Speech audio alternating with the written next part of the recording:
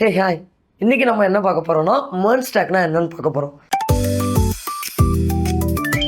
மெர்ன் ஸ்டாக்னா என்னென்னு பார்க்குறதுக்கு முன்னாடி இந்த மெர்ன் ஸ்டாக்ன்ற பேர் எதுக்காக இப்படி சொல்கிறாங்க அப்படின்றத பார்ப்போம். ஸோ ஸ்டாக்னா என்னென்னா set of tools called as ஸ்டாக்னு சொல்லுவாங்க. செட் ஆஃப் டூல்ஸ், அது ஏன் செட் ஆஃப் டூல்ஸ் அப்படின்னா, ஃபார் எக்ஸாம்பிள் ஒரு பில்டிங் கட்டணுன்னாலும் ஒரு செட் ஆஃப் திங்ஸ் தேவைப்படுது.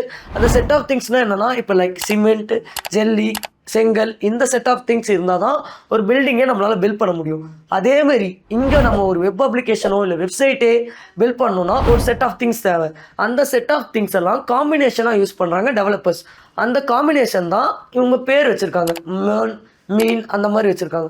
ஸோ இப்போ நம்ம பார்க்க போகிறது மெர்ன் ஸ்டாக் பற்றி. மெர்ன் ஸ்டாக்ல என்னென்ன இருக்குன்னா, மெர்ன்னா M for MongoDB, R for React, E for Express, N for Node.js. இதெல்லாம் மெர்ன் ஸ்டாக்னு சொல்லுவாங்க. இந்த மெர்ன் ஸ்டாக்ல 2 விதம் இருக்குது. இது உள்ளே நம்ம எக்ஸ்ப்ளோர் பண்ணி பார்க்கணும்னா ஃப்ரண்ட் எண்ட் ஒன்று தனியாக இருக்குது, பேக் எண்ட் ஒன்று தனியாக இருக்குது. ஸோ ஃப்ரண்ட் எண்டில் என்னென்னலாம் பார்ப்போம்னா HTML, CSS, பூட்ஸ்ட்ராப், ரியாக்ட், இதெல்லாம் நம்ம ஃப்ரண்ட் எண்டுன்னு தனியாக ஒதுக்கி வச்சிடலாம். பேக் எண்டுனா மாங்கோடிபி, நோட்.js, எக்ஸ்பிரஸ், இதெல்லாம் பேக் எண்டுன்னு சொல்லலாம். மெர்ன் ஸ்டாக்னா இதுதான். இதை பற்றி நெக்ஸ்ட் வீடியோவில் டீட்டெயிலாக பார்ப்போம். Meet you on next video. By.